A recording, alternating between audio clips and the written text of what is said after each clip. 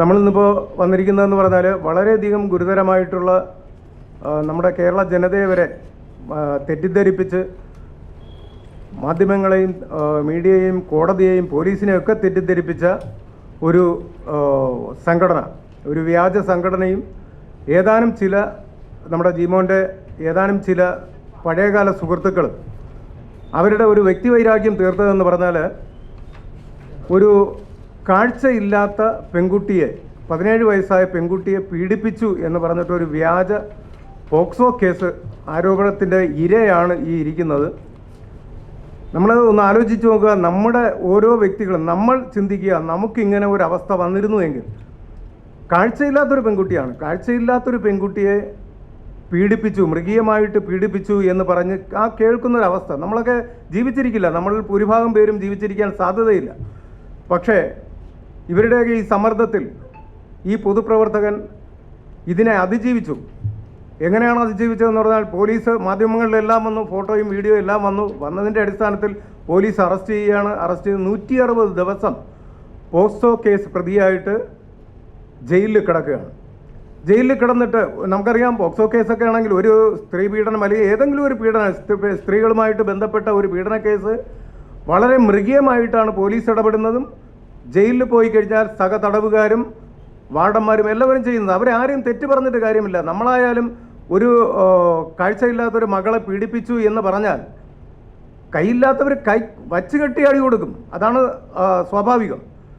പക്ഷേ വളരെയധികം നിരാശാജനകത്തോടു കൂടി ഞാൻ പറയുകയാണ്, നമ്മുടെ കേരളത്തിൽ ഇങ്ങനെയുള്ള വ്യാജ പോക്സോ കേസുകളും സ്ത്രീധന പീഡനവും ഇല്ലാത്ത വ്യാജ ആരോപണങ്ങൾ ഉണ്ടാക്കുമ്പോൾ നമ്മൾ ഒരു കാര്യം ആലോചിക്കുക, മാധ്യമപ്രവർത്തകർക്കാണ് ഇതിൽ എന്തെങ്കിലും ചെയ്യാൻ പറ്റുന്നത്. നമ്മുടെ കേരളത്തെ, സാക്ഷര കേരളത്തെ എന്തുമാത്രം തരം താഴ്ത്തുന്നു. ഇവിടുത്തെ മലയാളികളായിട്ടുള്ള പുരുഷന്മാർ ഇത്രത്തോളം നീചന്മാരാണ് എന്ന് പൊതുവിൽ നമ്മുടെ ഇന്ത്യയിൽ മാത്രമല്ല ഇന്ത്യക്ക് പുറത്തുള്ളവർക്കും കിട്ടുന്നൊരു മെസ്സേജ് എന്ന് പറഞ്ഞാൽ വളരെ മോശം അവസ്ഥയാണ്. ഇത് നമ്മൾ മനസ്സിലാക്കണം. പോക്സോ കേസും സ്ത്രീധന പീഡനവും എന്നൊക്കെ പറഞ്ഞ് വരുന്നതിൽ 99% കോടതിയിൽ ശിക്ഷിക്കപ്പെടുന്നില്ല. കാരണം അതെല്ലാം വ്യാജ കേസുകളാണെന്ന് വളരെ അടുത്ത കാലത്ത് തന്നെ അറിയാൻ പറ്റുന്നു. ഈ കേസെന്ന് പറഞ്ഞാൽ വിചാരണ കൂടാതെയാണ് അദ്ദേഹത്തെ വെറുതെ വിട്ടിരിക്കുന്നത്. ഒന്ന് ആലോചിക്കണം. വിചാരണ സാധാരണഗതിയിൽ വർഷങ്ങളോളം വിചാരണ കഴിഞ്ഞാണ് ഒരാൾ കുറ്റക്കാരനല്ല എന്ന് തെളിയുന്നത്. ഇവിടെ എന്ന് പറഞ്ഞാൽ 160 ദിവസം ജയിലിൽ കിടന്നു, അദ്ദേഹം ഇറങ്ങി വരുന്നു, ഉടനെ ഇതിനു വേണ്ടി ഫൈറ്റ് ചെയ്യുന്നു. ഇനി വേറൊരു കാര്യം പറഞ്ഞാൽ, ഓൾ കേരള മെൻസ് അസോസിയേഷൻ കേൾക്കുമ്പോൾ എല്ലാവരും വിചാരിക്കും ഇത് സ്ത്രീ വിരോധ സംഘടനയാണ്, സ്ത്രീകൾക്കെതിരെ സംസാരിക്കുന്നുവെന്ന്. എന്നാൽ അങ്ങനെയല്ല. ഈ കേസിൽ എന്നെ ആദ്യമായിട്ട് വിളിക്കുന്നതും വന്ന് കാണുന്നതും ഒരു സ്ത്രീയാണ്. സ്ത്രീകളാണ് ഏറ്റവും കൂടുതൽ എന്നെ വിളിക്കുന്നത്, നമ്മുടെ സംഘടനയുമായിട്ട് ബന്ധപ്പെടുന്നത്. എന്തിനാണ്? അവർക്ക് നീതിക്ക് വേണ്ടി, അല്ലെങ്കിൽ അവരുടെ ഫാമിലിയിൽപ്പെട്ട ഒരാളിനെ നീതിക്ക് വേണ്ടി വിളിക്കുന്നത്. അതുപോലെ തന്നെ ഈ കേസിലും വിളിച്ചിരിക്കുന്ന ഒരു സ്ത്രീയാണ്. ഇങ്ങനെ ഒരു കേസുണ്ട്, ഒരു പോക്സോ കേസാണ്. അപ്പോൾ ഇങ്ങനെയുള്ള ഞാൻ കാര്യങ്ങൾ ചോദിച്ചപ്പോൾ എനിക്ക് മനസ്സിലായി ഇതൊരു വ്യാജ പരാതിയാണ് എന്ന് എനിക്ക് മനസ്സിലാകും. എന്നാൽ എന്തുകൊണ്ട് ഈ പോലീസുകാർക്ക് മനസ്സിലാകുന്നില്ല? അത് ഇപ്പോൾ നമ്മൾ തന്നെ ഈ നമ്മുടെ മെൻസ് അസോസിയേഷൻ ഇടപെട്ട ഒരു കേസ് തന്നെയാണ്. ഈ അടുത്ത് നിങ്ങളെല്ലാവരും മറക്കാതിരിക്കുന്ന ഒരു കാര്യമാണ് പന്തീരങ്കാവ് കേസ്. ആ പെൺകുട്ടി, ഇര എന്ന് പറഞ്ഞ പെൺകുട്ടി ലൈവിൽ വന്ന് പറഞ്ഞതുകൊണ്ട് എല്ലാവരും വിശ്വസിച്ചു. അതിനു മുന്നേ ഓൾ കേരള മെൻസ് അസോസിയേഷന് വേണ്ടി ഞാൻ പറഞ്ഞു, ആരും വിശ്വസിച്ചില്ല. ഞാൻ ആ കേസിൽ ഇടപെട്ടു. അവരുടെ വീട്ടിൽ പോയി കാര്യങ്ങൾ സംസാരിച്ചു, നാട്ടുകാരോട് സംസാരിച്ചു, എല്ലാം. അവിടെ ഒരു സ്ത്രീധനമേ ഉണ്ടായിട്ടില്ല. പക്ഷേ ഒരാളും വിശ്വസിച്ചിട്ടില്ല. ഞങ്ങളവിടെ കുറച്ച് പരിപാടികളൊക്കെ നടത്തിയിട്ടുണ്ടായിരുന്നു. അവിടെ പന്തീരങ്കാവിൽ തന്നെ ഒരു സർക്കിളിനെ സസ്പെൻഡ് ചെയ്തിട്ടുണ്ടായിരുന്നു. അദ്ദേഹത്തിന് വേണ്ടിയിട്ടും എല്ലാം ഒത്തിരി സംസാരിച്ചു, പ്രവർത്തിച്ചു. പക്ഷേ ഒരു മാധ്യമ പ്രവർത്തകൻ തന്നെ, എൻ്റെ ഒരു സുഹൃത്ത്, അദ്ദേഹം എന്നോട് ചോദിച്ചത്, ചേട്ടാ നിങ്ങൾക്കിതിൽ ഇടപെടാൻ നാണമില്ലെന്നാണ് ചോദിച്ചത്. ഞാനപ്പോൾ പറഞ്ഞ ഒരു വാക്കുണ്ട്, വളരെ താമസിയാതെ അതിൻ്റെ റിസൾട്ട് നിങ്ങൾക്കറിയാം എന്ന് പറഞ്ഞ വ്യക്തി പിന്നീട് ഈ പെൺകുട്ടി ലൈവിൽ വന്നപ്പോൾ അദ്ദേഹം എന്നോട് പറഞ്ഞു, എനിക്കും തെറ്റുപറ്റിപ്പോയി എന്നാണ്. അപ്പോൾ എന്തുകൊണ്ട് ഈ സ്ത്രീകൾ ഇങ്ങനെ വ്യാജ പരാതികൾ ഇവിടെ പടച്ചു വിടുന്നുവെന്ന് കേട്ടാൽ ഇവിടെ അതുകൊണ്ട് വിജയിക്കുന്നുണ്ട്. നമ്മുടെ വളക്കൂറുള്ളൊരു മണ്ണാണ് കേരളത്തിൽ എന്ന് മനസ്സിലാക്കിയിട്ടാണ്. അപ്പോൾ ഇതിന് മാധ്യമപ്രവർത്തകർക്ക് ചെയ്യാൻ പറ്റും എന്തെങ്കിലും. നമ്മുടെ കേരളത്തിലെ ജനതയെക്കുറിച്ച്, അത് സ്ത്രീയെന്നോ പുരുഷനെന്നോ ഇല്ല, അവരെക്കുറിച്ച് ഇങ്ങനെ തരം താഴ്ന്ന രീതിയിൽ, നമ്മളൊക്കെ വെറും മനുഷ്യത്വമില്ലാത്തവരാണ് എന്ന് കാണുന്ന രീതിയിൽ പുറത്തു വരുമ്പോൾ അത് നമുക്ക് ഓരോരുത്തർക്കും നാണക്കേടാണ്. ആ നാണക്കേടിന് വേണ്ടി നമ്മളാരും ഇനി നിന്നു കൊടുക്കരുത്. നല്ല നല്ല വാർത്തകൾ ഇതുപോലുള്ള വാർത്തകൾ ഈ യഥാർത്ഥ ഇര ഇദ്ദേഹമാണ്. ഈ യഥാർത്ഥ ഇരയെ ഒരിക്കലും ഞാൻ ആ മോളെ നിന്ന് കുറ്റം പറയുന്നില്ല കേട്ടോ. കാഴ്ചയില്ലാത്ത മോൾ അങ്ങനെ ഒരു മൊഴി കൊടുത്തെന്നോ എന്തോ ആയിക്കോട്ടെ, എന്തെങ്കിലുമൊക്കെ പറഞ്ഞിട്ടായിരിക്കുമല്ലോ ചെയ്യുന്നത്. പക്ഷേ ഇവരെയൊക്കെ യൂസ് ചെയ്യുന്ന സാമൂഹ്യ ദ്രോഹികളായിട്ടുള്ള കുറച്ച് പേരുണ്ട്. അവരെ നമ്മൾ കണ്ടെത്തണം, അവരെ ഒറ്റപ്പെടുത്തണം. അവർക്ക് വേണ്ടിയിട്ട് അവരെ നമ്മൾ പോരാടി അവരിൽ നിന്നൊരു വിജയം നമ്മൾ കണ്ടെത്തണം. അത് കണ്ടെത്തി പോലീസുകാരും അന്വേഷിക്കണം. കാര്യം അവരെ അന്വേഷിച്ച് നടപടി എടുത്താലും ഇന്നത്തെ നമ്മുടെ സമൂഹം എന്ന് പറയുന്നത് ഒരു നടപടി, സ്ത്രീ ഒരു പരാതി കൊടുത്താൽ അത് അന്വേഷണം കൂടാതെ അറസ്റ്റ് ഉണ്ടായില്ല എങ്കിൽ അവരെ ഉദ്യോഗസ്ഥർ ഇരിക്കാൻ പറ്റാത്തൊരവസ്ഥ ഉണ്ടാകുന്നുണ്ട്. അതും മാറണം. അതുകൊണ്ടാണ് ഇവർക്കൊന്നും ചെയ്യാൻ പറ്റാത്തത്. ഇനി എല്ലാവർക്കും സ്വാതന്ത്ര്യമായിട്ട് ഉദ്യോഗസ്ഥർക്ക് വർക്ക് ചെയ്യാൻ പറ്റണം. കോടതികളിൽ ന്യായം നീതിയും നടപ്പിലാവണം. ഇതുപോലെ തീർച്ചയായിട്ടും നമ്മുടെ നീതിപീഠം കണ്ണു തുറന്നതുകൊണ്ട് മാത്രമാണ് ജീമോൻ ഇന്ന് ഇവിടെ ഇരിക്കുന്നത്. അല്ലെങ്കിൽ ഇന്നും ജയിലിൽ കിടക്കും ആജീവനാന്തം. കാര്യം അത്രത്തോളം ക്രിമിനൽ കുറ്റമാണ്, പോക്സോ കേസാണ്, കാഴ്ചയില്ലാത്തൊരു പെൺകുട്ടിയാണ്. ഓക്കെ, ഇനി ആർക്കും ഉണ്ടാവാതിരിക്കട്ടെ. ഞാൻ ദീർഘിപ്പിക്കുന്നില്ല. ഇനി അതിൻ്റെ വിശദാംശങ്ങൾ ജീമോൻ കാര്യങ്ങൾ പറയും. കോർട്ട് ഓർഡർ വരെ കൊണ്ടുവന്നിട്ടുണ്ട്. അതെല്ലാവർക്കും അത് ഞങ്ങൾ തരുന്നതായിരിക്കും. ഓക്കെ, ജീമോൻ സംസാരിക്കും. സുഹൃത്തുക്കളെ, അധികം സംസാരിക്കാനൊന്നും എനിക്ക് പറ്റാത്തൊരു മാനസികാവസ്ഥയില്ല. കാരണം കഴിഞ്ഞ ഒരു വർഷമായിട്ട് വളരെ മൃഗീയമായ രീതിയിൽ പീഡിപ്പിക്കപ്പെട്ട ഒരേഴയാണ് ഞാൻ.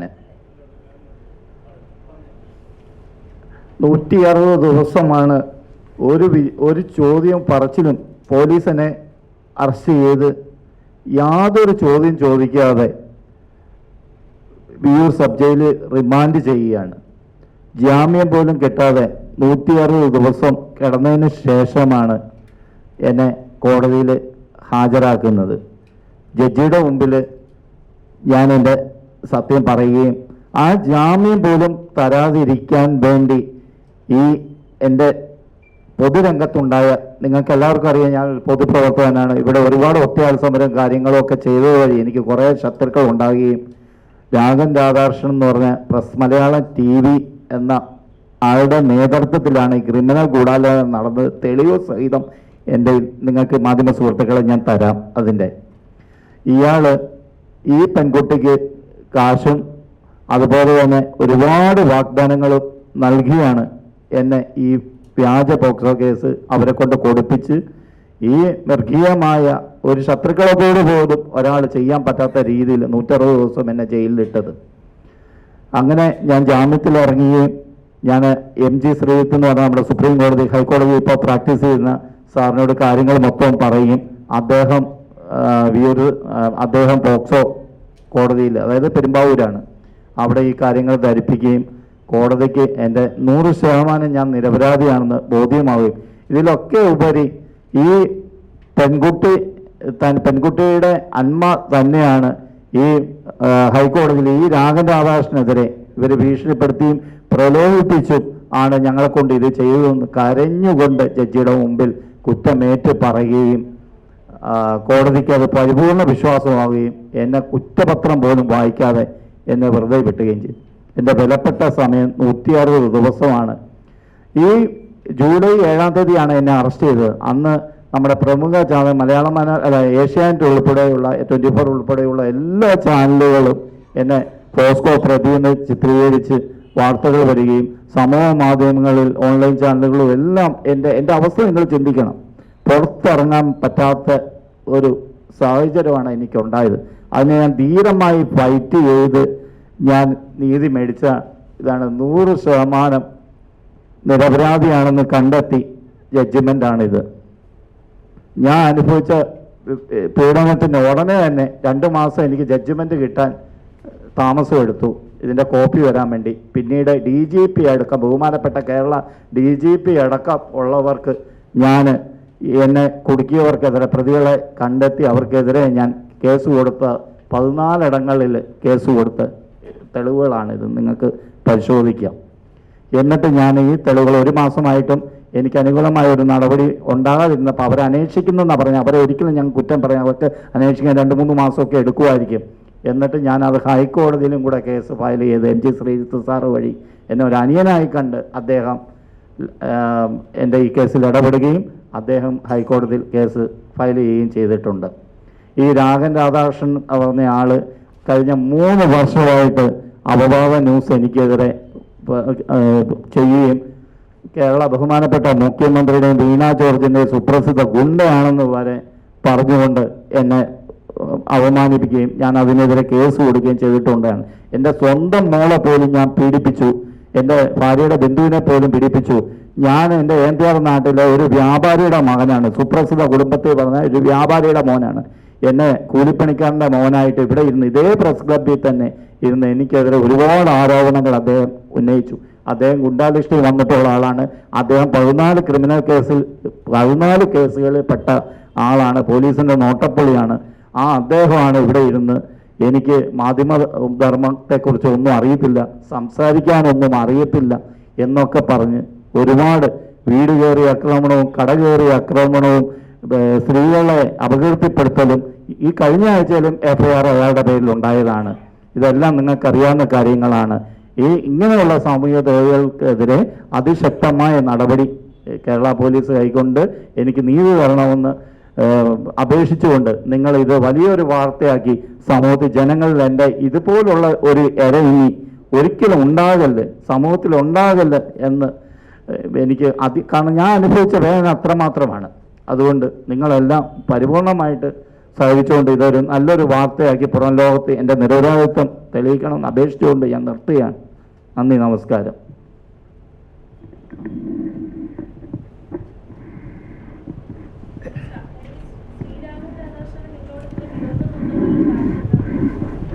അദ്ദേഹത്തിനെതിരെ അദ്ദേഹം ഒരുപാട് ആൾക്കാർക്കിടെ അപകീർത്തി ന്യൂസ് ചെയ്തിട്ടുണ്ട്. തെളിവ് അതിൻ്റെ പേര് കേസുമുണ്ട്. ഈ ഇരകൾ എല്ലാവരും കൂടെ എൻ്റെ അടുത്ത് വരും. ഞാൻ ഫൈറ്റർ മീഡിയ ചാനൽ ചീഫ് റിപ്പോർട്ടറായിട്ട് വർക്ക് ചെയ്യുകയായിരുന്നു.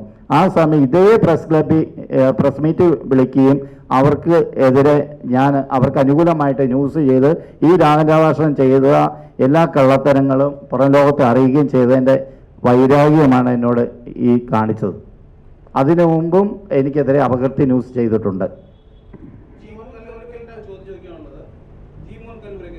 ആ ഓക്കെ. പെൺകുട്ടിക്ക് ക്യാഷ് കൊടുത്ത് അവരെ കേസ് ഇല്ലാതാക്കി മാറ്റിയെന്ന് പറയുന്നു. ഇപ്പോൾ അതേപോലെ നിങ്ങൾ പറയുന്നു ക്യാഷ് കൊടുത്താണ് നിങ്ങൾ അത് പ്രതിയാക്കാൻ വേണ്ടി അവരെ സ്വാധീനിച്ചത് പറയുന്നു. ഏതാണ് സത്യം?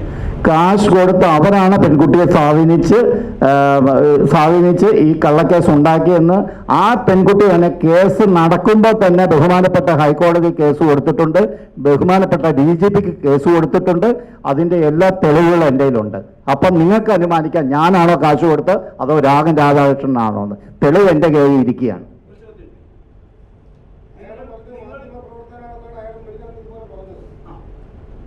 ഏതാണ്? അദ്ദേഹം മാധ്യമപ്രവർത്തകനായിരിക്കാം, പക്ഷേ അദ്ദേഹം വ്യാജ വാർത്ത ചെയ്യുന്ന മാധ്യമപ്രവർത്തകനാണെന്നാണ് ഞാൻ പറയുന്നത്. കാരണം തെളിവുകൾ 14 കേസാണ്. നിങ്ങൾ കൊല്ലം സിറ്റി സൈബർ പോലീസിൽ നിങ്ങൾ ഒരു ഡയൽ ചെയ്ത് വിളിച്ചാൽ അദ്ദേഹത്തിൻ്റെ പേരിൽ എത്ര സ്ത്രീപീഡന കേസും എത്ര അപകീർത്തി കേസും എത്ര ആൾക്കാരെ അയാൾ കാരണം ആത്മഹത്യ ചെയ്തിട്ടുണ്ടെന്ന് നിങ്ങൾക്ക് അറിയാൻ പറ്റും. അതിൻ്റെ കേസെല്ലാം അവിടെ ഉണ്ട്. എൻ്റെ തെളിവുണ്ട്, ഞാൻ തരാം സാറിന്. ഇത് ഇവിടെ ഇരിക്കുന്നു. ഒരിക്കലുമില്ല, ഞാൻ ഒരു ക്രിമിനൽ കേസിലും പ്രതിയല്ല. അതിൻ്റെ റെക്കോർഡ് എൻ്റെ കയ്യിലുണ്ട്.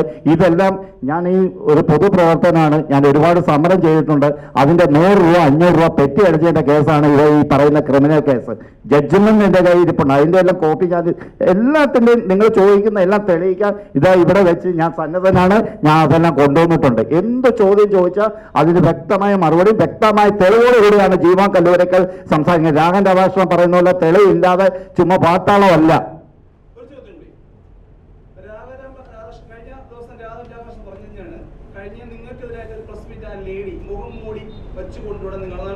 അതെ അതെ. നിങ്ങൾ അവരുടെ മകളെ പീഡിപ്പിച്ചിട്ട് പോലീസ് അറസ്റ്റ് ചെയ്യുന്നില്ല എന്ന് പറഞ്ഞുകൊണ്ട് കുറച്ച് ദിവസങ്ങൾക്ക് മുമ്പ് അന്ന് മെൻസ് അസോസിയേഷൻ ഉണ്ടായിരുന്നു. അതെ അതെ. ഇപ്പോൾ ഞാൻ ചോദിക്കുന്നത്, നിങ്ങൾ നിരപരാധിയാണെന്ന് അവരെ കുടുംബം പറഞ്ഞിട്ട് എന്തുകൊണ്ട് ഈ പ്രസ് മീറ്റിന് അവർ വന്നില്ല? സാർ ഒന്ന് ക്ലിയർ ചെയ്തോട്ടെ. മെൻസ് അസോസിയേഷൻ അല്ല, ഞങ്ങളുടെ സംഘടനയിൽ നിന്ന് പുറത്താക്കിയ കുറച്ച് പേരാണ്, തൃശ്ശൂർ ടീമാണ് ഉണ്ടായത്. നിങ്ങളുടെ ചോദ്യത്തിന് ഉത്തരം ഞാൻ പറയാം. ആ കുട്ടി എപ്പോഴും ആ അതിജീവിതയും അവരുടെ അമ്മയും ബഹുമാനപ്പെട്ട ഹൈക്കോടതിയിലും DGPക്കും അടക്കം കേസ് കൊടുത്തിട്ടുണ്ട് ഈ രാഘവൻ രാധാകൃഷ്ണനെതിരെ. അവരെപ്പം വേണമെങ്കിലും പത്രസമ്മേളനം നടത്താൻ തയ്യാറാണ്. അത് അവരാണ് തീരുമാനിക്കേണ്ടത്, ഞാനല്ല. അവരെപ്പോഴും തയ്യാറാണ്. ഇവിടുത്തെ മാധ്യമ സുഹൃത്തുക്കൾ, നിങ്ങളുള്ള മാധ്യമങ്ങൾ സുഹൃത്തുക്കൾ തന്നെ അവർ റിപ്പോർട്ട് തേടിയിട്ടുണ്ട്, അതിന്റെ സത്യം അറിഞ്ഞിട്ടുമുണ്ട്.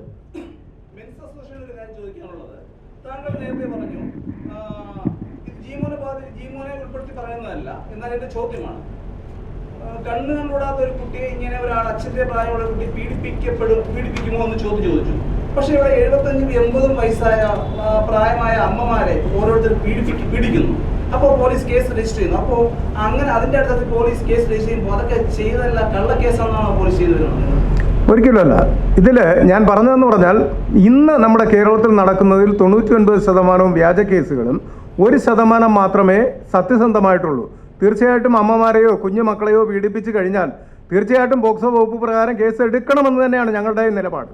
പക്ഷേ ഇതുപോലുള്ള ഇരകൾ, കാര്യം ഒരുപാട് പേര് നമ്മളെ അടുത്ത് വരികയാണ്, 1-2 കേസല്ല, ഒരുപാട് കേസുകൾ വന്നിട്ട് അവർക്ക് ജീവിക്കാൻ പറ്റാതെ ആത്മഹത്യയുടെ വക്കിൽ നിന്നിട്ട് ആത്മഹത്യയിൽ നിന്ന് ഒഴിവാക്കുന്ന ഒരു വ്യക്തിയാണ് ഞാൻ. അതുകൊണ്ട് എനിക്ക് പറയാൻ പറ്റും, വ്യാജ കേസുകൾ ഒരുപാട് കേസുകൾ ഇവിടെ വരുന്നുണ്ട്. അത് പോലീസാണ് അത് കൈകാര്യം ചെയ്യേണ്ടത്. കാര്യം വ്യാജ പരാതി എന്ന് പറഞ്ഞാൽ അവർ കേസ് എടുക്കരുത് എന്നാണ് എൻ്റെ അഭിപ്രായം. അങ്ങനെ അവരെ രക്ഷിക്കാൻ പറ്റും. ആ ഫാമിലി അവർക്കും അമ്മയുണ്ട്, പെങ്ങളുണ്ട്, മകളുണ്ട്. ഇതൊക്കെ എല്ലാവരും മനസ്സിലാക്കണമല്ലോ. സ്ത്രീകളൊരു പരാതി തന്നു കഴിഞ്ഞാൽ അത് ശരിയോ തെറ്റോ എന്നുള്ളത് നമുക്ക് പ്രാഥമികമായിട്ട് അന്വേഷിക്കുമ്പോൾ തന്നെ മനസ്സിലാക്കാൻ പറ്റും. എന്തുകൊണ്ട് ഇദ്ദേഹത്തിൻ്റെ കേസിൽ നമുക്ക് വിചാരണ കൂടാതെയാണ് ഒരാളിനെ വെറുതെ വിട്ടിരിക്കുന്നത്. അപ്പോൾ പോലീസിന് എന്തുകൊണ്ട് ഒരു സാമാന്യ ബുദ്ധി? കേരള പോലീസ് എന്ന് പറഞ്ഞാൽ ലോകത്തിൽ നമ്പർ 1 ആയിട്ടാണ് എൻ്റെ മനസ്സിൽ കാണുന്നത്. തീർച്ചയായിട്ടും ഒരു മണിക്കൂർ അവർ ഇതിനു വേണ്ടി ചെലവഴിച്ചിരുന്നുവെങ്കിൽ വ്യാജ പരാതിയാണെന്ന് അറിയാൻ പറ്റുമായിരുന്നു. അതുപോലെ വ്യാജ പരാതികൾ ഉണ്ടെങ്കിൽ തീർച്ചയായിട്ടും അത് കണ്ടുപിടിക്കുകയും യഥാർത്ഥത്തിൽ യാഥാർത്ഥ്യമുള്ള കേസുകളിൽ ശിക്ഷിക്കുകയും വേണം. അത് കഠിനമായിട്ടുള്ള ശിക്ഷ തന്നെ കൊടുക്കുകയും വേണം. തീർച്ചയായിട്ടും ഗുരുതരമായിട്ടുള്ള പിഴയാണ് പറ്റിയിട്ടുള്ളത്. ഗുരുതരമായിട്ടുള്ള വീഴ്ച പോലീസിന് പറ്റിയതിൻ്റെ അടിസ്ഥാനത്തിലാണ് ഇദ്ദേഹം 160 ദിവസം കിടക്കേണ്ടി വന്നത്. അതിൽ ഞങ്ങളെപ്പോലുള്ളവർ ഇടപെടാതിരുന്നുവെങ്കിൽ, അല്ലെങ്കിൽ ഒരു അഡ്വക്കേറ്റ് ശക്തമായിട്ട് ഇതിൽ ഇല്ലാതിരുന്നുവെങ്കിൽ ഇന്നും ഇദ്ദേഹം ഇതിൽ നിരപരാധിയാണെന്ന് പുറത്തറിയില്ല.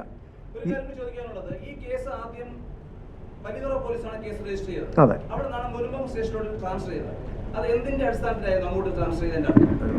ഇവിടെ യാതൊരു തെളിവും അവർക്കില്ലായിരുന്നു. ഇവിടെ യാതൊരു തെളിവും ഇല്ലെന്ന് പറഞ്ഞാണ് മുനമ്പം പോലീസ് സ്റ്റേഷനിലോട്ട് അവിടെ കൊണ്ടുപോയത്. അവിടുത്തെ മുനമ്പം SHOയും കൂടെ ചേർന്നിട്ടാണ് എനിക്കെതിരെ ഈ കള്ളക്കേസ് കെട്ടിച്ചമച്ചത്. അത് ഈ അതിജീവി തന്നെ ഒരു യൂട്യൂബ് ചാനലിൽ അഭിമുഖം കൊടുത്തിട്ടുണ്ട്, അതിന്റെ തെളിവുണ്ട്. ഈ പോലീസുകാരും കൂടെ, ചില പോലീസ് ഉദ്യോഗസ്ഥർ കൂടെ എന്നെ കൊടുക്കാനായിട്ട് കൂട്ടു നിന്നിട്ടാണ് ചെയ്തത്. അതിൻ്റെ വേറെ എളമക്കര പോലീസ് ഫൈസലുമായിട്ട് ഒരു കള്ളക്കേസിൽ എന്നെ പെടുത്തി ഒരു 13 ദിവസം ഞാൻ റിമാൻഡ് ആയിരുന്നു. അതിൻ്റെ വ്യക്തിവൈരാഗ്യം കൂടെ തീർത്തിട്ടാണ് എൻ്റെ പേരിൽ കള്ളക്കേസ് കെട്ടി ചുമച്ചത്.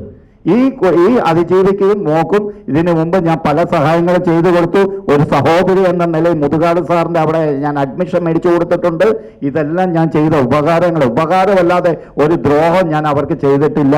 അവരെ പണം കൊടുക്കും, വീട് വെച്ച് കൊടുക്കാമെന്നും പറഞ്ഞ് പ്രലോഭിപ്പിച്ചാണ് ഈ രാഘവൻ രാധാകൃഷ്ണനും പ്രവാസിയായ മണിയം ഭാസ്കരനും എല്ലാം കൂടി എന്നെ ഈ ശക്തമായ ക്രിമിനൽ ഗൂഢാലോചന നടത്തി എന്നെ നിരപരാധിയായി എൻ്റെ ജീവിതം തകർത്തു കളഞ്ഞത്.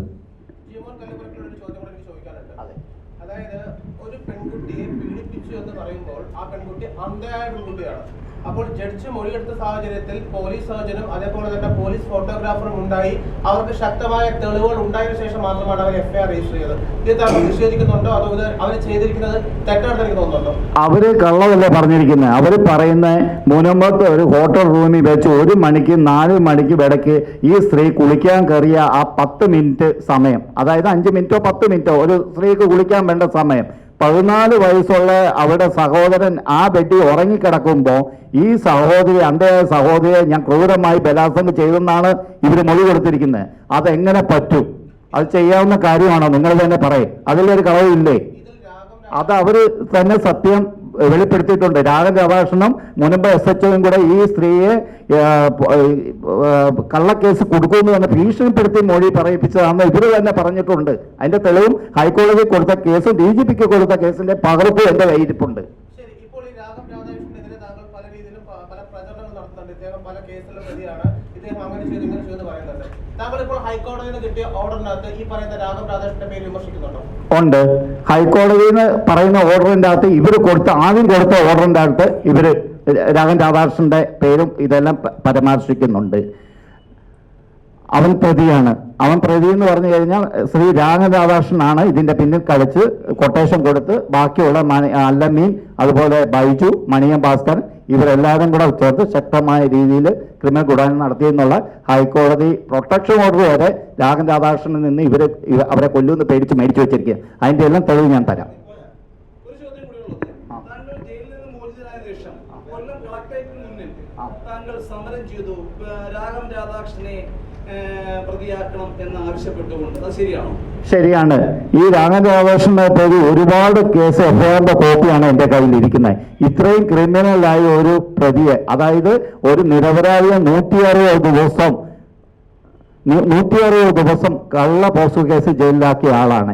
എനിക്ക് നീതി കിട്ടണമെന്ന് പറഞ്ഞാണ് കൊല്ലം കമ്മീഷണർക്കും കൊല്ലം കളക്ടർക്കും ഞാൻ പരാതി കൊടുത്ത് അവിടെ ഒരു ദിവസം സമരം ചെയ്തത്.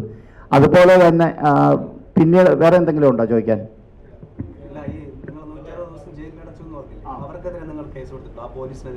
അതെ, കൊടുത്തിട്ടുണ്ട്. മൊത്തം പോലീസുകാർക്കെതിരെ, പോലീസ് ഉൾപ്പെടെ 18 പ്രതികൾക്കെതിരെയാണ് ഞാൻ കേസ് കൊടുത്തിരിക്കുന്നത് ഹൈക്കോടതിയിൽ. MG ശ്രീജിത്താണ് എൻ്റെ വക്കീല്.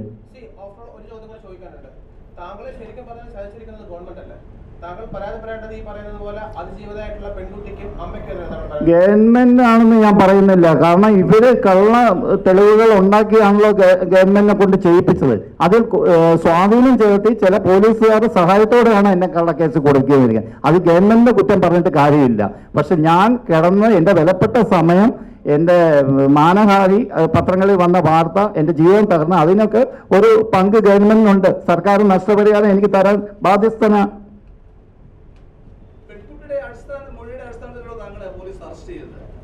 ഒരിക്കലുമല്ല, അത് പെൺകുട്ടിയെ കൊണ്ട് പറയിപ്പിച്ചല്ലേ അറസ്റ്റ് ചെയ്യിപ്പിച്ചത്, കള്ള പരാതിയുടെ അടിസ്ഥാനത്തിൽ. അത് അവർ തന്നെ സമ്മതിക്കുന്നുണ്ടല്ലോ.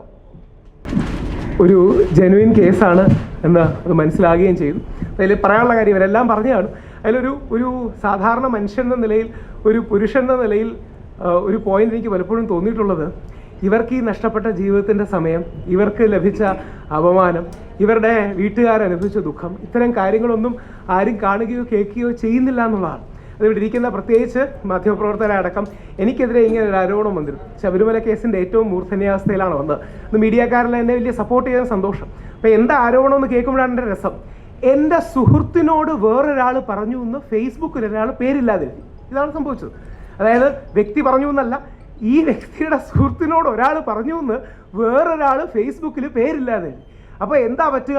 എൻ്റെ വൈഫുണ്ട്, വൈഫിൻ്റെ വീട്ടുകാരുണ്ട്, കുട്ടിയുണ്ട്, ഇവർക്കെല്ലാം ഉണ്ടാകുന്ന നാണക്കേട് എന്താ?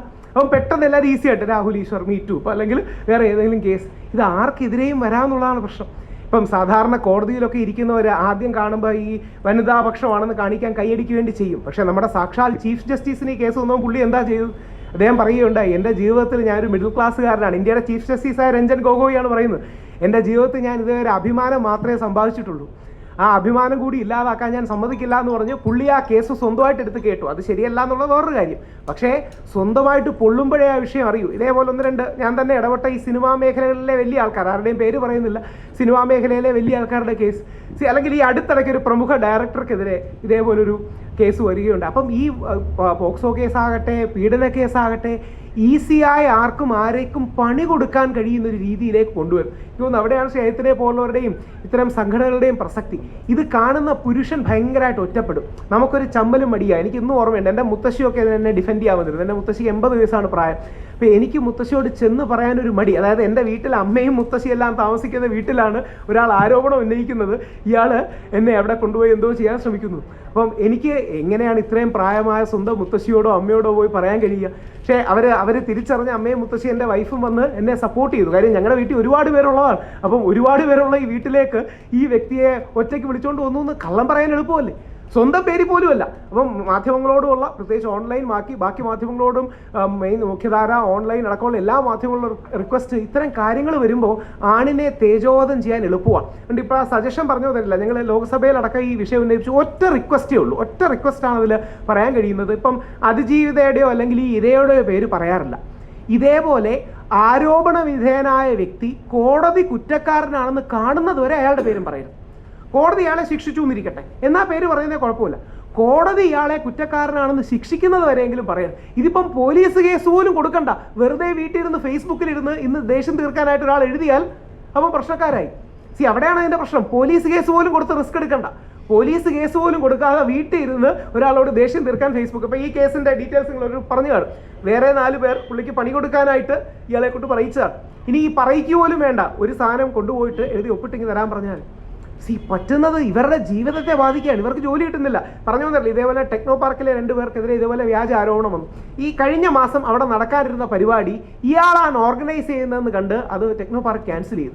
ഇയാളെ കോടതി കുറ്റവിമുക്തനാക്കി, ഇയാൾക്കെതിരെ നടപടിയില്ല എന്ന് പറഞ്ഞു. പക്ഷേ ആ പ്രത്യേക ടെക്നോ പാർക്കിലെ കമ്പനി പറഞ്ഞത് ഗൂഗിളിലൊക്കെ അടിച്ചു നോക്കുമ്പോൾ, നിങ്ങളുടെ പേര് അടിച്ചു നോക്കുമ്പോൾ ഈ കേസാണ് വരുന്നതെന്നാണ്. ഒരു സാധാരണക്കാരൻ്റെ പേര് ന്യൂസിലൊന്നും വേറെ ഏത് രീതി വരാനാണ്. അപ്പോൾ നിങ്ങളെ അടിച്ചു നോക്കുമ്പോൾ, ഗൂഗിളിലെ ആദ്യ 10 റിസൾട്ട് അടിച്ചു നോക്കുമ്പോൾ നിങ്ങളുടെ പേര് ഒരു പ്രത്യേക കേസ്, അത്യാവശ്യം അറിയപ്പെടുന്നൊരു കേസാണ്, ഇതിൽ നിരപരാധിയാണെന്ന് കോടതി പറഞ്ഞു, അയാളെ വെറുതെ വിട്ടു. അത് ആരും റിപ്പോർട്ട് ചെയ്യാറില്ല, അത് ആരുടെയും കുറ്റമല്ല. അപ്പം ഇത് വർഷങ്ങളോളം ഒരാൾക്ക് ദുരിതം ഉണ്ടാക്കും. അപ്പം ഓൾറെഡി ഈ പോയിന്റുകളെല്ലാം പറഞ്ഞു കാണും. ഇതേപോലെ KVയിലെ ഒരു ടീച്ചർ റാം തിവാരി, അത് നിങ്ങൾ നോക്കിയാൽ 8 വർഷം കോവിഡും കൂടെ ആയതുകൊണ്ടാണ് പുള്ളി 8 വർഷം 7.25 വർഷം ടു ബി പ്രിസൈസ് ജയിലിൽ കിടന്നു. 12ാം ക്ലാസ്സിലെ ഒരു കുട്ടിയെ പീഡിപ്പിച്ച് ഗർഭിണിയാക്കി അത് അലസിപ്പിച്ചു എന്നുള്ളതാണ് കേസ്. 7 വർഷം കഴിഞ്ഞ് കോടതി കണ്ടെത്തി, 7.25 വർഷം കഴിഞ്ഞാണ് വിട്ടത്, കണ്ടെത്തി അങ്ങനെ ഒരു റേപ്പ് നടന്നിട്ടില്ല, കുട്ടി പ്രഗ്നൻ്റ് ആയിട്ടില്ല, കുട്ടിക്ക് അങ്ങനെ ഒരു അബോർഷനും ഉണ്ടായിട്ടില്ല. അപ്പോൾ ഇതൊക്കെ ഫിസിക്കൽ എവിഡൻസ് ആണ്. പക്ഷേ കോടതി ആദ്യം ഈ കേസ് വരുമ്പോൾ എന്ത് പറയുന്നറിയോ, കൂടുതൽ ഡീറ്റെയിൽസ് വരട്ടെ, പരിഗണിക്കട്ടെ, കുറച്ച് കാലം ജയിലിൽ കിടക്കും, ഇയാൾ വീണ്ടും കിടക്കും. കുറച്ച് കാലം കഴിഞ്ഞ് അന്വേഷണ ഉദ്യോഗസ്ഥൻ ചെന്ന് പറയും, സാർ ഞങ്ങൾ പഠിച്ചുകൊണ്ടിരിക്കുകയാണ്, അന്വേഷിച്ചുകൊണ്ടിരിക്കുകയാണ്, ആലോചിച്ചുകൊണ്ടിരിക്കുകയാണ്. ആ കോടതി പറയാൻ അവിടെ കിടക്കട്ടെ, സീരിയസ് കേസാണ്, ഗ്രേവ് അലിഗേഷൻസ് ഇയാൾക്കെതിരെ ഉണ്ട്. ഇങ്ങനെ പോയി അന്ന് കോവിഡും കൂടെ ആയണ്ട, ഇല്ലെങ്കിൽ ചിലപ്പോൾ 2-3 വർഷമേ കിടക്കുള്ളായിരുന്നു. അപ്പോൾ എത്ര പേരുടെ ജീവിതം ഇതിൽ നിന്ന് നശിക്കുന്നു എന്ന്. അപ്പം എനിക്ക് സമയം ഒരുപാട് നിങ്ങളുടെ എടുത്തു എന്നറിയാം, ക്ഷമ ചോദിച്ചുകൊണ്ട് ഒറ്റ കാര്യമുള്ളൂ, വനിതാപക്ഷമാകണം നിയമങ്ങൾ, പക്ഷേ പുരുഷ വിരോധമാകണം. സ്ത്രീപക്ഷ നിയമങ്ങളിൽ പ്രശ്നമല്ല, പക്ഷേ പുരുഷന് പണി കൊടുക്കാനായിട്ട് ഉള്ള രീതിയായിരുന്നു. അതുകൊണ്ടാണ് ഈ രംഗത്ത് ഏറ്റവും നന്നായി പ്രവർത്തിക്കുന്ന നാഷണൽ ലെവലിലെ 1-2 സ്ത്രീകളാണ്. ഭരദ്വാജ് എന്നൊക്കെ പറയുന്ന സ്ത്രീകൾ, അവരുടെ പേര് ഭരദ്വാജ് ഉണ്ട്, പിന്നെ ബർഖ ട്രീഹാനുണ്ട്. ഇവരുടെ എല്ലാ സഹോദരങ്ങൾക്കും മറ്റും ഈ പ്രശ്നം പറ്റുമ്പോഴാണ് അവർക്ക് പൊള്ളുന്നത്. അപ്പോൾ ഒറ്റ കാര്യം മാത്രം പറഞ്ഞ് അവസാനിപ്പിക്കാം. നമ്മുടെ അച്ഛൻ, നമ്മുടെ സഹോദരൻ, നമ്മുടെ മകൻ, നമ്മുടെ സുഹൃത്ത് ജയിൽ അകലെ ഒരു വ്യാജ പരാതിയിൽ മാത്രമാണ്. അതായത് ജയിൽ അകലത്തിൽ ഒരു വ്യാജ പരാതിയിലാണ് നമ്മളെല്ലാം. ആ വ്യാജ പരാതികളെ എൻകറേജ് ചെയ്യാതിരിക്കാൻ, ജയിലിനകത്തേക്ക് ഇവരെ നമ്മളെ അടക്കം പിടിച്ചിടാതിരിക്കാൻ ഇതിനൊരു ഡിഫൻസ് വേണം, പ്രതിരോധം വേണം. ആ പ്രതിരോധം കോടതി കുറ്റക്കാരനാണെന്ന് പറയുന്നത് വരെയോ, ഈ അന്വേഷണത്തിന് എന്തെങ്കിലും സാങ്ക്ടിറ്റി ഉണ്ടാകുന്നത് വരെയോ ഇയാളെ കുറ്റാരോപിതനാക്കാതിരിക്കുക, കുറ്റവാളിയായി ട്രീറ്റ് ചെയ്യാതിരിക്കുക, നാച്ചുറൽ ജസ്റ്റിസ് കൊടുക്കുക. ഇല്ലെങ്കിൽ നാളെ നമുക്ക് ഏതൊരു വ്യക്തിക്കും, നമ്മുടെ അച്ഛന്, ആ സഹോദരന്, നമ്മുടെ സുഹൃത്തിന്, നമ്മുടെ മകന് ഈ ദുര്യോഗം വരാം. ഇങ്ങനെ വന്ന ഒരുപാട് പേരെ വ്യക്തിപരമായി അറിയുന്ന ആൾക്കാരാണ് ഞങ്ങളൊക്കെ. ഞങ്ങളിങ്ങനെ ഒരുപാട് പേരോട് സംസാരിച്ചിട്ടുണ്ട്. ആ ദുര്യോഗത്തിലേക്ക് നമുക്ക് പോകാതാകട്ടെ. ഇത് കോടതിയുള്ളവരെ ബാധിക്കാം, മാധ്യമങ്ങളിലുള്ളവരെ ബാധിക്കാം, വെറും ഒരു ആരോപണത്തിൻ്റെ പേരിൽ എന്തുവാകാം.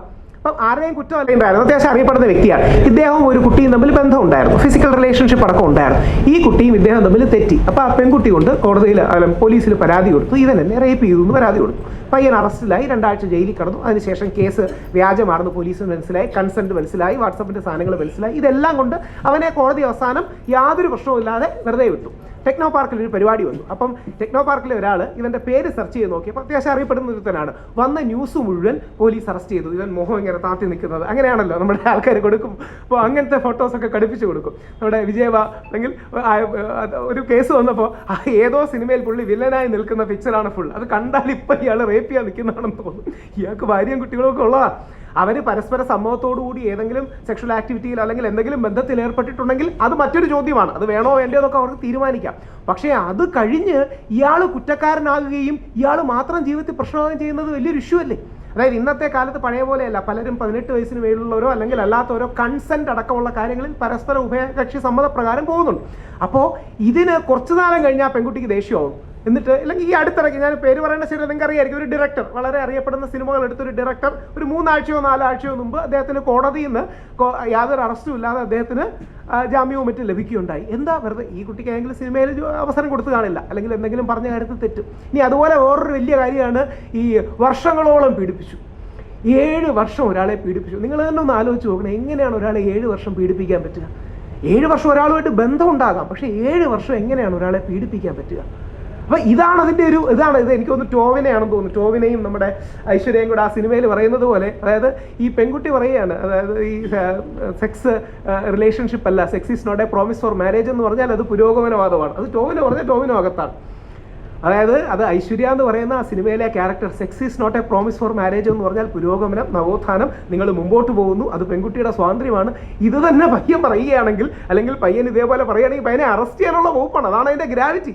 ഒന്നിന് പ്രശംസ, സെയിം കാര്യം രണ്ടുപേർ ചെയ്യുന്നതിന് ഒന്നിന് പ്രശംസയും മറ്റൊന്നിന് ജയിലും കൊടുക്കാനുള്ള അവസരമാണ്. പിന്നെ ഈസിയാണ് ഇത് പറയാൻ. അതായത് നിങ്ങൾ അതിൻ്റെ ഒരു നേച്ചർ, ഞാൻ പ്രത്യേകിച്ച് അഡ്വക്കേറ്റ് കൂടെയാണ്, ഞാൻ കഴിഞ്ഞ വർഷം അഡ്വക്കേറ്റായിട്ട് എൻറോൾ ചെയ്തു, പ്രത്യേകിച്ച് ഈ ലീഗൽ കാര്യങ്ങളിൽ ഇടപെട്ട് അഡ്വക്കേറ്റാണ് ഞാൻ എൻറോൾ ചെയ്തു ഹൈക്കോടതിയിൽ.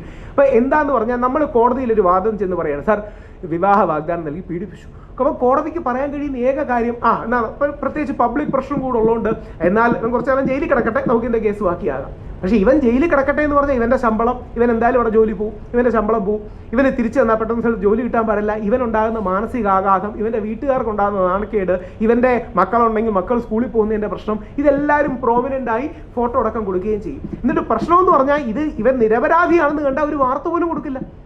അതിനൊരു ന്യൂസ് വാല്യൂ ഇല്ല. മീഡിയക്കാരുടെയും പ്രശ്നമല്ല, അതിനൊരു ന്യൂസ് വാല്യൂ ഇല്ല. അപ്പോൾ അവിടെയാണ് എനിക്ക് തോന്നുന്നു ശ്രീ പോലുള്ളവരെ അത് ഹൈലൈറ്റ് ചെയ്യപ്പെടണം. ഇതിനർത്ഥം സ്ത്രീകൾ കൊടുക്കുന്ന പരാതി എല്ലാം വ്യാജമാണെന്നൊന്നും അല്ല. പക്ഷേ അത് മിസ്യൂസ് ചെയ്യുന്നവർ യഥാർത്ഥത്തിൽ സ്ത്രീവിരുദ്ധമായൊരു കാര്യമാണ് ചെയ്യുന്നത്. ഇൻഇഫക്റ്റ് നാളെ ജെനുവിൻ പരാതി വരുമ്പോൾ, ഇൻഇഫക്റ്റ് നാളെ ഏതെങ്കിലും സീരിയസ് ഒഫൻസ് വരുമ്പോൾ ഇതെല്ലാം ഇങ്ങനെയാണെന്നൊരു തെറ്റിദ്ധാരണ ഉണ്ടാക്കാൻ ഇടയും ഉണ്ടാകും. അവിടെയാണ് ഇത് വളരെ സെൻസിറ്റീവായൊരു ബാലൻസാണ്. ജെനുവിനായ പരാതികളെ സപ്പോർട്ട് ചെയ്യണം, എന്നാൽ മനഃപൂർവ്വം ദ്രോഹിക്കാനും പണി കൊടുക്കാനും പേടിപ്പിക്കാനും, അതായത് ഇങ്ങനൊരു കേസ് വന്നാൽ പലരും തകരുമെന്നറിയാം, അതുകൊണ്ട് വെറുതെ അങ്ങനെ കേസ് കൊടുക്കുമെന്ന് പറഞ്ഞ് പേടിപ്പിക്കുന്നവരുണ്ട്. നിനക്കെതിരെ ഞാൻ പീഡന പരാതി കൊടുക്കും. പോക്സോ കൊടുത്തോളം ഏറ്റവും ഈസിയായ കാര്യം ആരാണെന്ന് പോലും അറിയുന്നില്ല, പിന്നീട് ഇവരുടെ പേര് പോലും പറയാൻ കഴിയില്ല. ഇനി ചില ആൾക്കാർ അവരെ വെച്ച് മിസ്യൂസ് ചെയ്യുന്നു. അപ്പം മാധ്യമങ്ങൾ അതിനൊരു ജാഗ്രത വേണം. കാര്യം നമ്മുടെ എല്ലാ വീട്ടിലും ഇതേപോലെ ആണുങ്ങളുണ്ട്. അതായത് ഇതും കൂടെ പറഞ്ഞ് അവസാനിപ്പിക്കുക, സമയം എടുക്കുന്നില്ല. പണ്ട് ചോദിച്ചിരുന്നത് നിൻ്റെ വീട്ടിൽ അമ്മയും പെങ്ങന്മാരും ഇല്ലേ എന്നാണ്. അങ്ങനെ ഒരു പ്രയോഗം നമ്മുടെ പല സിനിമകളിലും ഉണ്ട്. അതായത് ഈ വില്ലന്മാരോട് നായികമാർ ചോദിക്കും, നിൻ്റെ വീട്ടിലൊന്നും അമ്മയും പെങ്ങന്മാരും ഇല്ലേന്ന്. ഇന്ന് ചോദിക്കേണ്ടി വരുന്നത് നിനക്കൊന്നും അച്ഛനും ആങ്ങളമാരും ഇല്ലേന്നാണ്. അപ്പോൾ അവരുടെയും കൂടെ പ്രശ്നങ്ങൾ തിരിച്ചറിയാനൊരു അവസരം ഉണ്ടാകട്ടെ. നമുക്കും അച്ഛനും ആങ്ങളമാരുണ്ട് എന്ന തിരിച്ചറിവിൽ ഇത്തരം തെറ്റായ പരാതി കൊടുക്കുന്നവർ, വ്യാജമായ പരാതി കൊടുക്കുന്നവർ ഓർക്കണമെന്ന് മാത്രം അഭ്യർത്ഥിച്ചുകൊള്ളുന്നു. ഒരു വാക്കും കൂടി നേരത്തെ ചോദിച്ചതിന് ഒരൊറ്റ വാക്കിൽ ഞാൻ നിർത്താം. ഒരു പുരുഷ സംഘടന എന്ന് പറഞ്ഞു, അത് നമ്മുടെ സംഘടനയിൽ നിന്ന്, കാര്യം ഈ ഇദ്ദേഹത്തിൻ്റെ ഓപ്പോസിറ്റ് നിന്ന് പരാതി കൊടുത്ത ആ പെൺകുട്ടിയും ഉമ്മയും ഇരുത്തിക്കൊണ്ട് ചെയ്ത പുരുഷ സംഘടന എന്ന് പറഞ്ഞാൽ നമ്മുടെ സംഘടനയിൽ നിന്ന് ഒരു വ്യക്തിയുടെ നിന്ന് തൃശ്ശൂർ ഇവർ തൃശ്ശൂരുള്ളവരാണ്, തൃശ്ശൂർ കേന്ദ്രീകൃതമായിട്ട് ഒരു കേസ് ഞാൻ അവരെ ഏൽപ്പിക്കുകയും ഞങ്ങളുടെ സംഘടന ഉണ്ടായിരുന്നപ്പോൾ 5000 രൂപ അവിടെ നിന്ന് ഇവർ ഓപ്പോസിറ്റ് കൈപ്പറ്റി ഈ കാശിന് വേണ്ടിയിട്ട് ചെയ്തു. അവരുടെ അടുത്ത് മദ്യപിച്ചു എന്നറിഞ്ഞിട്ട് ഞാൻ സംഘടനയിൽ നിന്ന് പുറത്താക്കിയവരാണ്. അവർക്ക് എങ്ങനെയെങ്കിലും ഒരു ന്യൂസിൽ വരണമെന്ന് കണ്ടിട്ട്, അതിൽ മുൻപന്തിയിൽ ഇപ്പോൾ ഇവർ സ്ത്രീകളാണല്ലോ, സ്ത്രീകളായതുകൊണ്ട് ഇത് പെട്ടെന്ന് മാധ്യമങ്ങൾ ഏറ്റെടുക്കും, ഇവർക്കൊരു റീച്ച് കിട്ടുമെന്നൊക്കെ കണ്ടിട്ട് ഇവർ ഏറ്റെടുത്ത് ഇവർ ചെയ്യാമെന്നൊരു സംഭവമാണത്. മനസ്സിലായില്ല? അങ്ങനെയാണ് അവരൊരു സംഘടനയൊന്നുമല്ല, അവിടെ ഒരു വാട്സപ്പ് കൂട്ടായ്മ മാത്രമാണ്. അതിൻ്റെ ജോയി ഇറക്കിലൊക്കെയാണ് ഞാൻ പുറത്താക്കിയ ആ വ്യക്തികൾ. ഇവരൊക്കെയാണ് ഈ കേസിന് മുൻപിട്ട് നിന്ന് പുരുഷ സംഘടന എന്ന് പറഞ്ഞിട്ട് ഇതിൻ്റെ മുൻപിട്ട് നിന്നിട്ട് ഒരു നിരപരാധിയെ ജയിലിലാക്കി 160 ദിവസം ഇട്ട വ്യക്തികളാണ് ഇവരൊക്കെ. അപ്പോൾ എല്ലാവരും പുരുഷ സംഘടന അല്ല. ഒരു നിമിഷം ഞാനൊന്ന് പറഞ്ഞത്. ആദ്യമായിട്ട് ഞാൻ രാഹുൽ സാറിന് ഒരുപാട് താങ്ക്സ് പറയാം. എൻ്റെ ജീവിതത്തിൽ എൻ്റെ മനസ്സിൽ നിന്ന് പറയാൻ ഞാൻ ആഗ്രഹിച്ച കാര്യങ്ങളാണ് സാർ ഇവിടെ പറഞ്ഞത്. കാരണം ഇന്നലെ ഒരു പ്രമുഖ ചാനലിൽ കണ്ണു നിറഞ്ഞു പോകുന്നു. ഈ നിരപരാധിയായ എൻ്റെ ഈ പറഞ്ഞ പോലെ ജീമോൻ കല്ലുവരകളിൽ നിന്ന് അടിച്ച് നോക്കിക്കഴിഞ്ഞാൽ ഗൂഗിളിൽ ഉൾപ്പെടെ ഫേസ്ബുക്ക് ഏതിലടിച്ച് നോക്കിയാലും എൻ്റെ ഈ വരുന്ന ഇപ്പോൾ പോക്സോ കേസിലെ പ്രതിയാണ്. ക്രൂരമായി അന്ധയായ നേര് മോഡൽ സിനിമയിലെ പെൺകുട്ടിയെ റേപ്പ് ചെയ്ത് പോലെ ഉള്ള ഒരു വാർത്തയാണ് എൻ്റെ അടിച്ചു നോക്കുമ്പോൾ വരുന്നത്. എൻ്റെ അഡ്രസ്സ് കംപ്ലീറ്റ് പോയി. എൻ്റെ മാതാപിതാക്കളുടെ, എൻ്റെ പെങ്ങന്മാരുടെ എല്ലാം ഗവൺമെൻറ് ജോലിക്കാരാണ്. അവരുടെ എല്ലാം സമൂഹത്തിൽ അത് പോയി, അന്തസ്സാവിച്ചാൽ എല്ലാം പോയി. ആ പ്രമുഖ ചാനലുകാർ പറഞ്ഞാൽ നിങ്ങളെ അറസ്റ്റ് ചെയ്തോ എന്ന് ചോദിച്ചു. ഞാൻ പറഞ്ഞു ഇത് 100% എന്നെ വെറുതെ വിട്ട് എനിക്ക് അനുകൂലമായ ജഡ്ജ്മെൻ്റാണ്, ഞാൻ നിരപരാധിയാണെന്ന് പറഞ്ഞുള്ളത്. നിങ്ങൾ ഈ വാർത്ത ചെയ്യണം, സത്യവാർത്ത ഇത് വെച്ച് ചെയ്യണമെന്ന് പറഞ്ഞപ്പോൾ അവർ ചോദിച്ചു, പോലീസ് പറഞ്ഞോളൂ ഞങ്ങൾ ചെയ്തോളൂ.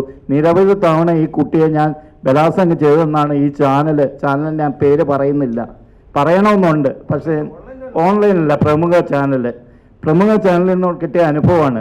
അവരോട് ഈ വാർത്ത റിമൂവ് ചെയ്യണമെന്ന് പറഞ്ഞപ്പോൾ അവർ പറയുക, പോലീസുകാർ നിങ്ങൾ അറസ്റ്റ് ചെയ്തോന്ന് ചോദിച്ചു. അറസ്റ്റ് ചെയ്തു. എത്ര ദിവസം നിങ്ങൾ കിടന്നു? 160 ദിവസം. അപ്പം നിങ്ങൾ പ്രതിയല്ലേ? നിങ്ങൾ പ്രതിയാണ്. നിങ്ങളുടെ വാർത്ത ഞാൻ മാറ്റി ചെയ്യൂല എന്ന് തന്നെയാണ് എന്നോട് പറഞ്ഞത്. വളരെ അവമാനിക്കപ്പെട്ടാണ് ആ ചാനലിൻ്റെ മുമ്പിൽ നിന്ന് ഞാൻ ഇറങ്ങി വന്നത്. ബാക്കി എല്ലാ ചാനലുകളും വളരെ സൗഹാർദ്ദത്തോടെ എന്നെ സ്വീകരിച്ചിരുത്തി, ഞങ്ങൾക്ക് അബദ്ധം പറ്റിയതാണ്, ഞങ്ങൾ തീർച്ചയായും നിങ്ങൾക്കെതിരെ ഇത് വലിയൊരു വിഷയമായിട്ട് തന്നെ അവതരിപ്പിക്കാമെന്നാണ് പറഞ്ഞത്. ഒരൊറ്റ ചാനൽ, അത് ഞാൻ അവർക്ക് ഹൈക്കോടതിയിൽ നിന്ന് ഞാൻ നോട്ടീസ് കൊടുക്കും. അത് അവർ ഇനി വാർത്ത ചെയ്താലും ശരി, അനുകൂലമായിട്ട് വാർത്ത ചെയ്താലും അവർക്ക് ഞാൻ ഹൈക്കോടതിയിൽ നിന്ന് ഞാൻ നോട്ടീസ് വിടും. കാരണം എൻ്റെ ജീവിതം തകർത്ത, അതുപോലെ തന്നെ എന്നെ ഒരുപാട് സഹായിച്ച നമ്മുടെ ഓൾ കേരള മെൻസ് അസോസിയേഷൻ എൻ്റെ സത്യം മനസ്സിലാക്കി, അതുപോലെ നമ്മുടെ HRPM, അതായത് ഹ്യൂമൻ റൈറ്റ്സ് പ്രൊട്ടക്ഷൻ മിഷനിലെ നമ്മുടെ state legal president RR Nair sir, അദ്ദേഹം ഒക്കെ ഒരുപാട് എനിക്ക് സഹായിച്ച, എൻ്റെ പരാതി മൊത്തം പോലീസ് കൊടുക്കാനുള്ള എഴുതി തന്നെ സാറിന് ഒരു 2 വാക്ക് പറയാനുള്ളതെന്ന് പറയിപ്പിക്കണമെന്ന് അപേക്ഷിക്കുന്നു.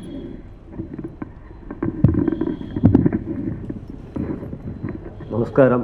മാധ്യമ സുഹൃത്തുക്കൾക്ക്, ഈ വിഷയം എനിക്ക് എൻ്റെ അടുത്ത് വരുമ്പോൾ ഞാൻ ശരിക്കും പഠിച്ചിട്ട് ജഡ്ജിമെൻ്റെല്ലാം തന്നെ പരിശോധിച്ചു, അനുബന്ധമായ എല്ലാ തെളിവുകളും ശേഖരിക്കുകയും ആയതിൻ്റെ അടിസ്ഥാനത്തിൽ വാസ്തവം പറഞ്ഞാൽ ഒരു സ്ട്രോങ് റൈറ്റ്സ് വയലേഷൻ, ഗുരുതരമായ മനുഷ്യാവകാശ ലംഘനമാണ് നമ്മുടെ ഈ ഇദ്ദേഹം അനുഭവിച്ചതെന്നുള്ളത് എനിക്ക് വ്യക്തമാവുകയും അതിനെ തുടർന്ന് ഇങ്ങനെ അന്തസ്സോടെ ജീവിക്കുവാനും ഉള്ള അവകാശവും ആത്മാഭിമാനത്തോടെയും ജീവിക്കാനുള്ള അവകാശം പൂർണ്ണമായും നഷ്ടപ്പെട്ട ഒരു യുവാവാണ് ശ്രീ ജി മോൻ കൽബുരക്കൽ എന്നുള്ള ആ ഒരു ഇത് വച്ചിട്ട് ഞാൻ എൻ്റേതായ ലെവലിൽ ഞാൻ ദേശീയ മനുഷ്യാവകാശ സംഘടനയായ human rights protection mission India, അതിൻ്റെ കേരള സ്റ്റേറ്റ് ലീഗൽ സെക്രട്ടറിയാണ്.